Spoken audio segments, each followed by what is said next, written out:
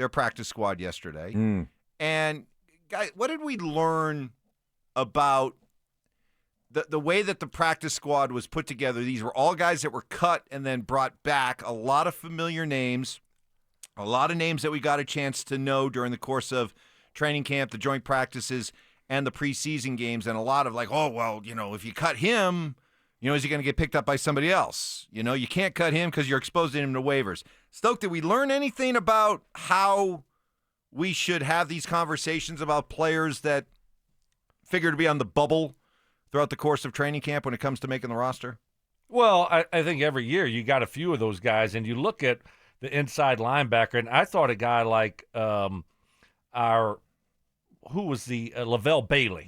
I thought he was making the football team. He looked good, but instead of him, they put Kareem Reed on the active roster, which I think you look at it and say, okay, which one can we get through waivers and sign back to the practice squad, and which guy do we think is going to get claimed? And that's why one guy made it and the other guy didn't. But again, like we talked about yesterday, when you were doing your charity event, this is a fluid situation, right? I mean, it's going to be changing a lot here over the next couple weeks. You're going to have guys get hurt. You're going to have guys go from practice squad to active roster. So very fluid situation. But overall, looking at the roster, I really like what I see here. You had called it. You're keeping more defensive linemen, Evans. I love that deep group there. And they're a healthy group. So I like this roster. They got out of camp healthy, and now you just get ready for that first game. Yeah, I think that to Stokes' point, he talked about this yesterday a bunch, and I think this is really good. These rosters are really going to change after week one, when you no longer have to guarantee a veteran salary. So if you're a vested veteran, if you bring a vested veteran onto your roster right now, you've got to guarantee that guy's entire salary. So can you get by with the group you have? So one thing that happens to a lot of teams is, hey, man, why would we bring your practice squad player on our roster when we just spent 6 weeks with our, in the whole off season and 4 weeks camp or whatever it is, developing our guys? We would rather continue to develop our guys unless there's somebody that's just shocking that got out there. And some of the guys that have been released are those guys that are vested. And so teams are going to go, okay, we'll wait until week one, then we can claim them off your roster or off your practice squad. So there's a lot of fluidity, to Stokes' point, on practice squads and what's going on. Yeah, I think you want to keep your guys. Just what Mark said there. You want to keep your guys that know your system, that you've developed all offseason, all training camp, because if you need a wide receiver, right, you don't want to have to, this guy's got to learn the playbook. It's going to take him 3 or 4 weeks just to learn the playbook. So you got guys that, are familiar with your system, familiar with your scheme and your coaches. And so those are the guys that you want to bring back. A.T. Perry, Michael Bandy, maybe one of these running backs we'll see. And then all of a sudden, if someone gets hurt, these guys are ready to go. It's not going to take them 3 or 4 weeks. That's kind of the biggest takeaway I learned from all this. I think the collective we as fans, we as media, not so much the teams, but we who follow this thing so passionately, so close from the start of training camp all the way throughout, I think we tend to overrate the guys here, meaning the idea that, if you expose them to waivers, they're going to get scooped up. When, to your point, Stink, I think a lot of these teams look at their guys and like, well, wait a minute. We have invested so much. Do we want to admit that this draft pick was a mistake? We've put all this work into this college free agent that we think is a diamond in the rough. Teams tend to want to just develop and hold on and bring back, in this case, the guys that they've been working with for months instead of just automatically looking to poach a bunch of guys from other teams. The really bad teams will. Yeah. But by and large, the rest of the NFL teams, they'd rather work with the guys that they've had all along. Certainly, unless, those guys, they look at him and go, this guy just cannot play. He's on our roster, but he can't play. Then you're going to see some guys go after players, but you definitely want to have your guys and familiarity. Look at what the Broncos kept, Throckmorton. They're going to keep those guys. Prentice, the fullback, like guys that Sean has worked with before. And then to your guys' point, Turner Yell is on there. guys that have been here, that have taken some reps here, that understand. Bandy came back on practice squad. So those things make sense. So what do you guys make of the Sam Ellinger story? So we were debating 3 quarterbacks, 2 quarterbacks. Could you waive Ellinger and then get him back on waivers? So here is the story. Now you guys tell me if you believe it or not. According to reports, Ellinger turned down multiple offers to sign elsewhere to a team's active roster as that team's third quarterback.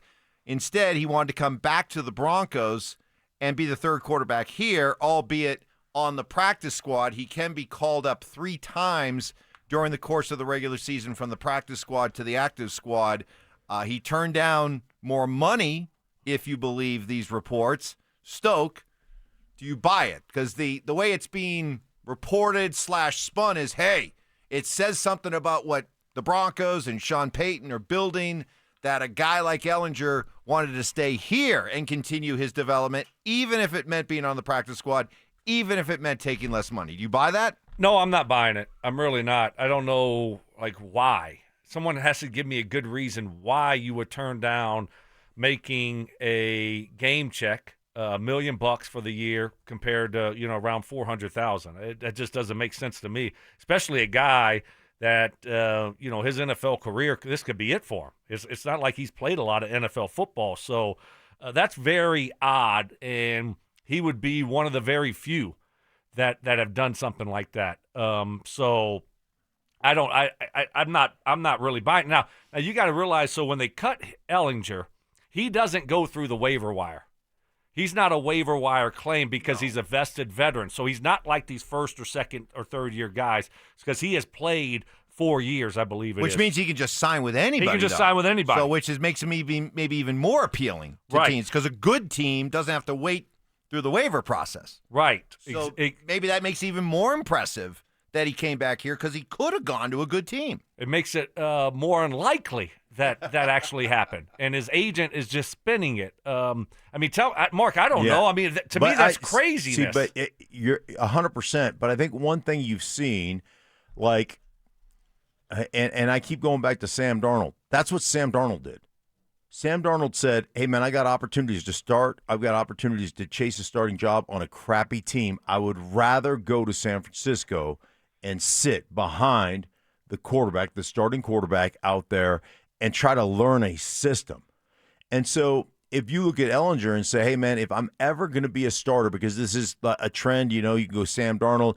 What about Zach Wilson last year? Zach Wilson last year, sitting here as the third quarterback overall. He could have probably had opportunities. I don't know if they cut him or if they just kept him on the active roster. But the bottom line is, I think this might be a trend for some quarterbacks, especially young quarterbacks, because you don't really start hitting it's not like you and I that at 32 you're on the back end of your career. Those guys are just kind of starting the prime of their career at the quarterback position at 30, 31, 32. So I can see that. I can see that being, a viable option for a guy who goes, man, I need a year of quarterback rehab. I need to find out how to play this game, and maybe I could become the next Sam Darnold somewhere. Well, I have a hard time going there with Sam Ellinger. Like, you're talking about Sam Darnold, who was a top 3, 4, 5 I understand. So he's made a ton of money, right. and he wasn't going to be on the practice squad. Yeah. He was on the active roster still. Yeah. Making millions of dollars. So, correct. It's easy for him to do that. A guy like Sam Ellinger, who was, I don't know where he was drafted to Indy. What round? Yeah. Probably late round pick.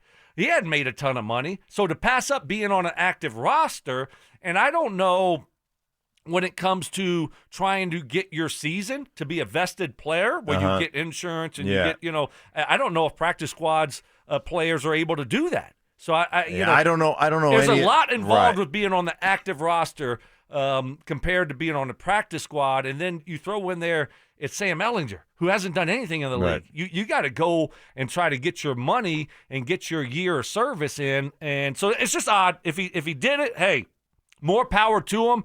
I just have a hard time buying it. Well, what if they come out and Sean says, "Hey, man, you need this. Like, you need. I'm gonna groom you so that you can make big money next off season, because this is what he did. This is But what is he gonna do? He's not gonna play. Well, what if he comes in and plays? If he comes in, he's got the 3 call-ups from the practice squad, comes in and runs that Taysom Hill role a little bit. They give him some opportunities. I don't know. Like I'm with you, Stoke. It's very. I mean, I understand it. It would just take a lot of intestinal fortitude and belief in yourself to say this is the best route for me to go. And if the other 2 teams, Stoke, are stink and those head coaches are going to get fired after the year. Or poorly, one of them was Minnesota, which, if you're looking for a place to go do quarterback rehab, that would be with Kevin O'Connell. That wouldn't be a bad place to go. That would be a good place. Plus, maybe a better chance to. That's where Sam Darnold got his rehab. And there's maybe a better chance to go play there with J.J. McCarthy. Now, when he's on the practice squad, once he's on the practice squad, somebody can somebody claim you when the season starts on the practice squad? They can sign you from somebody else's practice squad right to the direct. Yeah, you have to go directly if you want to. So he can still do it. He could still do it if they wanted him. If they really wanted him. But he had that chance, and at least for now, he's staying put. I think a couple other things to factor into it. Jarrett Stidham is his base salary this year is a little over $1 million, $1.5 million. Next year, his base salary jumps up to close to $6 million. Now, I suppose you could easily restructure and everything like that, but could there be a wink, wink, nod, nod sort of understanding that, you stay here, be groomed, and you slide right into Bo Nix's backup next year? No. You're not close. Absolutely not. I mean, maybe if Stidham's making $25 million next year. Stiddy for life. Huh? I mean, he's only making $6 million next year. For a backup quarterback, that's nothing. And especially Sean likes him. He knows the system. Him and Bo work well together. So, no. Backup quarterback's an important position, and you're not going to tell a guy right now in training camp, hey, yeah, you're going to be around next year. We're going to cut Stidham, and you're going to be around. They're not thinking about that right now. What's the highest salary? Like, what's the highest backup quarterback salaries? Oh, boy. I mean, you got to be 12, 15, 16. Really? There are backups making 12 to 15? I think 8. No. I would think 8 to 12. Oh. I think there would be. I sound like Hootie. I know. 8 to 12. Yeah. Let's look it up. Let's look it up. Seriously, what back? I'm just curious. What are the highest paid backup quarterbacks in the National Football League? Okay. All right. Let's see what Chat GPT this thing right here. Chat who? Chat GPT. I think you put a B in there. Yeah, I did. Just settle down, man. It's working. It's working. It's thinking. Right. It's thinking. Kirk Cousins in Atlanta, $27 million a year. It does. Yes, it doesn't count. Jimmy Garoppolo making $11 million a year. Marcus Mariota making $8 million a year. Jacoby Brissett making $7 million. Tyrod Taylor, $6 million. Okay. So you very quickly got into Jarrett Stidham territory right there. Yeah. So there's only a couple that are making. Handful. Couple. Few. Yeah. Making more. Jimmy Garoppolo. Well, that's Jimmy gets $3 million just on looks alone. Right? Right? Yeah. Listen, normally you'd only make 8, but we're going to pay you 11. Damn, you're handsome. Here's 11. Here's extra $3 million. It's a hot clause. That's right. That's right. You've earned your handsomeness clause, mm-hmm. So you get an extra $3 million. What about the other theory is this, and you've brought this up. You're the only one I've heard say this. Sam Ellinger is 6'1", 222. That's what he's listed as. Yeah. Is it possible that Sean sold him on the idea? I'm gonna groom you into a Taysom Hill type player. I think most quarterbacks that are getting groomed want to be groomed as quarterbacks, not as Taysom Hill. So I don't know that was. I think it's more about what he did with Zach Wilson last year. Man, you're going to get a year of coaching. You're going to get a year of practice. You're going to get a year of game planning in a real live NFL situation, not the Jets. And you're going to learn, and you're going to have an opportunity to go somewhere and make decent money and have a chance to compete. So, I mean, I think that's more if you're selling him. You're not selling him on, hey, I'm going to turn you into a fullback. What do you think about personal protector on Pump Pro? Like, no, I think it's about grooming your quarterbacking skills. And let's face it, that third game, man, he played well in the preseason. So, yeah, I don't know. I'm not really buying much of any of that. I mean, because he's on the practice squad. So most of the time, what is he going to be doing? He's going to be running other teams' plays. Right? The coach holds it up. He gets it here. Here you go, guys. Scout team coach goes, all right, run this play right here. He holds it up over his head. Hey, receivers, you see what you got. Make sure you're on the right splits. Quarterbacks, you good. All right, guys, break, go. I mean, so, yeah, I don't know, man. I'm just not really buying it at all. So you don't think he was offered legitimate offers to go be the No. third quarterback on a No. 53-man roster and make more money? You think that's would you pass that's if you the were agents. Sam Ellinger, would you pass that up? To stay here and be on the practice squad. We're talking about practice.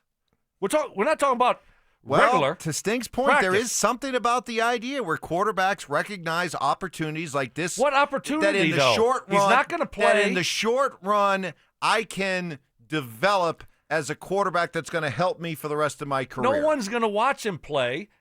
He's on the practice squad. There's only so many, reps he's going to get, and no one's going to see Stink, him. help me. This is your theory. Come on now. No, I mean, I got you on the corner right now. And I'm trying to be nice. I understand. I'm tapping out. I'm tapping out. I need my partner. I Tap understand. in. I understand what Help. Stoke is saying. Reach. Tap. You're in. Listen, it's what Stoke is saying makes the most sense.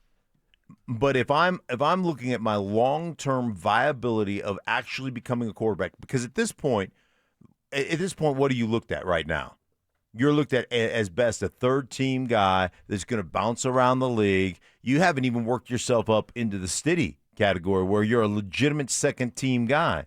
So, hey, man, going being a third team, you're still going to run scout team even if you're on the active roster. You're still going to be looking at those cards. If you have guarantees from Sean, man, I am going to help you learn how to play this game, like I did with Jameis, like I did with Chase Daniel, like I did with, name them, right? And you're going to get a legitimate opportunity to really learn how to quarterback at this level. Like, I can see where a guy that has maturity. Listen, man, I turned down scholarship to University of Hawaii because I thought Idaho was a better fit for me. And like there are some that it doesn't happen often, but it does happen. You didn't turn down Alabama. I mean, you turned down Hawaii. Yeah, have you been to Hawaii? Do you know what Stink looked like when he was heading out of high school into college? Do you know what he looked like?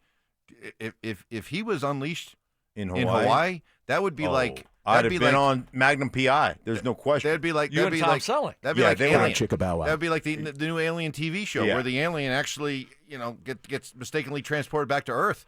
That's the damage that Alien would do on Earth is what Mark would do on that island. I'd have been walking down Waikiki with my shirt off, and boom! Next thing you know, I'm guest appearance on Magnum PI. Probably take over the show. Probably, yeah. I mean, Selleck would be like, nope.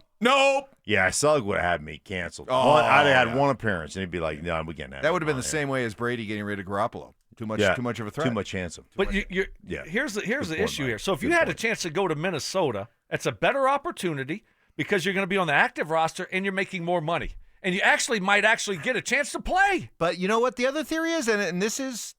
But no, you're not. You're active roster, but you're going to be third team quarterback, right? Yeah. How are you going to get a chance to play? Well, because the star is J.J. McCarthy. He might get hurt. But He's hurt all last year. Who's the other quarterback? Did they just sign Wentz? Yes, exactly. Yeah, we know what he looks like. Right. So he's a big strapping kid. Yeah. But the avenue to play is a lot easier and a lot cleaner there than here, and that's the best way to get your career on track. His career's never been on track. Never. Right. He's never done anything in the NFL. The best way to do it is you actually have to play, not sit on the practice squad. But you know what might be the best thing if you're a Bronco fan looking at this? Let's put a bow on it, is the idea that Sam Ellinger looks at and says, if you come out of a certain program, if you come out of a certain system, you may be in the eyes of other teams around the NFL or looked upon like, well, wait a minute, he was there. He learned from this coach. Oh, he was in this environment. Yeah. We want to get a piece of that because of where he's coming from. Maybe this is Ellinger saying, hey, I see a lot of really great things happening here with the Broncos.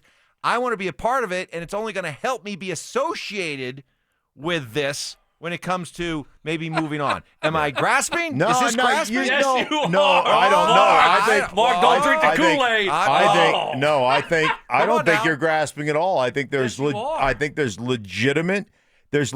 I'm not saying that every guy would do it. I think most guys wouldn't. It takes a certain guy that has a certain is sitting in a situation going, man, I have bounced around and I haven't learned anything. I learned more in this offseason and training camp in football than I've learned in my first 4 years in the league, and I'm going to continue to do it this way because I'm in the game planning meetings. I'm in all those meetings. I'm doing all that stuff.